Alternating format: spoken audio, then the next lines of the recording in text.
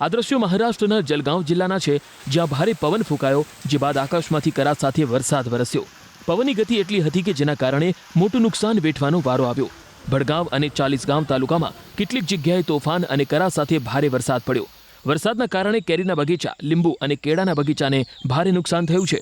ભડગાંવ તાલુકાના ગુડે, ગોડગાંવ અને ખેડગાંવ અને કાચગાંવ વિસ્તારમાં કરા પડ્યા। એટલું જ નહીં, અનેક સ્થળોએ કલાકો સુધી વીજ પુરવઠો ખોરવાયો। ચાલીસગાંવ તાલુકાના વાઘડુ, બહલ, ઉંબારખેડ, મેહુનબરે અને શિવપુર વિસ્તારમાં પણ ભારે વરસાદ થયો। શિવપુર વિસ્તારમાં કરા પડ્યા, જ્યારે મેહુનબરે વિસ્તારમાં ભારે નુકસાન થયું। તોફાની પવનના કારણે અનેક જગ્યાએ વૃક્ષો અને ડાળીઓ પડી ગઈ અને કેટલાક વિસ્તારોમાં મકાનોની છતને નુકસાન થયું। પરંતુ રોહિણી નક્ષત્રમાં નવા રોપાયેલા કપાસના પાકને આ વરસાદનો ફાયદો થયો હોવાથી ખેડૂતોને થોડી રાહત મળી છે। ધ્યાનથી જુઓ આ તબાહીના દ્રશ્યો। આ કોઈ નદી નથી, આ દ્રશ્યો છે સતારાના, જ્યાં મેઘરાજા એવા મન મૂકીને વરસ્યા કે રસ્તાઓ બેટમાં ફેરવાઈ ગયા। ખટાવ તાલુકાના ડિસ્કલ, લાલગુન અને બુધ વિસ્તારમાં કરા સાથે ધોધમાર વરસાદ પડ્યો। ભારે વરસાદને કારણે રસ્તાઓ પર પાણી ભરાઈ ગયા। છેલ્લા કેટલાક દિવસોથી અસહ્ય ગરમીથી ત્રસ્ત ખટાવ તાલુકાના ડિસ્કલ, લાલગુન અને બુધ વિસ્તારના રહીશોને આખરે કુદરતે મોટી રાહત આપી। વાતાવરણમાં અચાનક પલટો આવતા પવન સાથે જોરદાર વરસાદ થયો। 1 કલાક સુધી પડેલા વરસાદને કારણે ઠેર ઠેર જળબંબાકારની સ્થિતિ સર્જાઈ, જેના કારણે વાહન ચાલકોને ભારે મુશ્કેલીનો સામનો કરવો પડ્યો।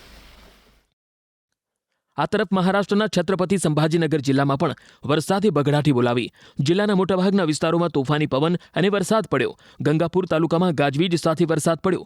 કેટલાક વિસ્તારોમાં કરા પણ પડ્યા। આ તોફાની વરસાદે સોલાર પેનલ અને વૃક્ષોને ભારે નુકસાન પહોંચાડ્યું। સંભાજીનગરમાં વાવાઝોડા સાથે મુશળધાર વરસાદને કારણે અનેક વૃક્ષો ધરાશાયી થયા। પૈઠણના બિડકીનમાં ભારે પવનને કારણે એક મકાનમાંથી પસાર થતી વીજ લાઇન પર એક વિશાળ વૃક્ષ પડ્યું। વૃક્ષ વાયર પર પડતા જ જોરદાર તણખા થયા અને થોડા સમય માટે વિસ્તારમાં ભયનો માહોલ સર્જાયો। સદનસીબે આ ઘટનામાં કોઈ જાનહાનિ થઈ ન હતી। જિલ્લાના મોટાભાગના સ્થળોએ ભારે તોફાની પવનને કારણે ભારે નુકસાન થયું। તોફાની પવનને કારણે ઘણી જગ્યાએ મકાનો પડી ગયા, જ્યારે સોલાર પેનલો પણ ઉડી ગઈ હતી।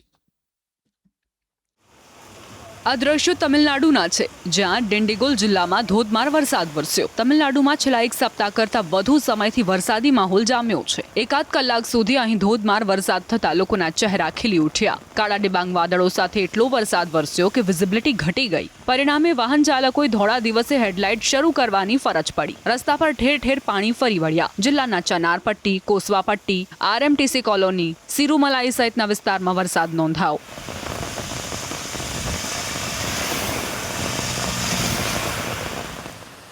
આ તરફ મધ્ય ભારતમાં પણ વરસાદી માહોલ છવાયો। છત્તીસગઢના બસ્તરમાં આવેલા પ્રવાસન સ્થળ પર વરસાદી માહોલ વચ્ચે નયનરમ્ય દ્રશ્યો સર્જાયા। સતત વરસાદથી અહીંની મુનગા નદીમાં નવા નીરની આવક થઈ, જેના કારણે તીરથગઢ ધોધ વહેતો થયો। અહીં આવતા પ્રવાસીઓને આહલાદક અનુભૂતિ થઈ રહી છે।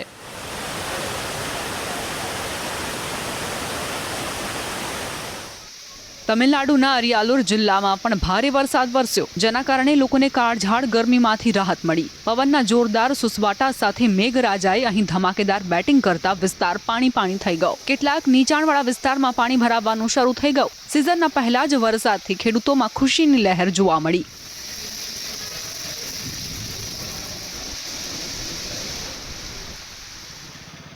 તમિલનાડુના થેની તથા પેરિયાકુલમમાં 1 કલાક સુધી ધોધમાર વરસાદ નોંધાયો। પશ્ચિમ ઘાટ પર વરસાદી માહોલથી ખેડૂતોના ચહેરા પર અનેરી ચમક જોવા મળી। અલીનગરમ, અનાંચી, કલ્લીપટ્ટી, લક્ષ્મીપુરમ, બંગલાપટ્ટી સહિતના વિસ્તાર વરસાદથી તરબોળ થઈ ગયા।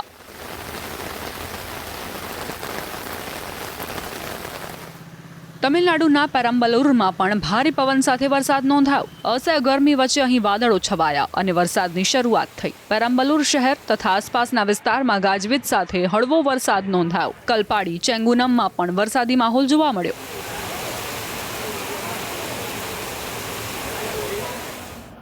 ઉત્તરાખંડના પિથોરાગઢમાં પર્વતીય વિસ્તારમાં વરસાદ થયો। ચંપાવતમાં પૂર્ણાગીરીને જોડતા રોડ પર થોડા સમય માટે પરિવહન સેવા પ્રભાવિત થઈ, જોકે બાદમાં માર્ગ પૂર્વવત થતા પ્રવાસીઓએ રાહતનો શ્વાસ લીધો।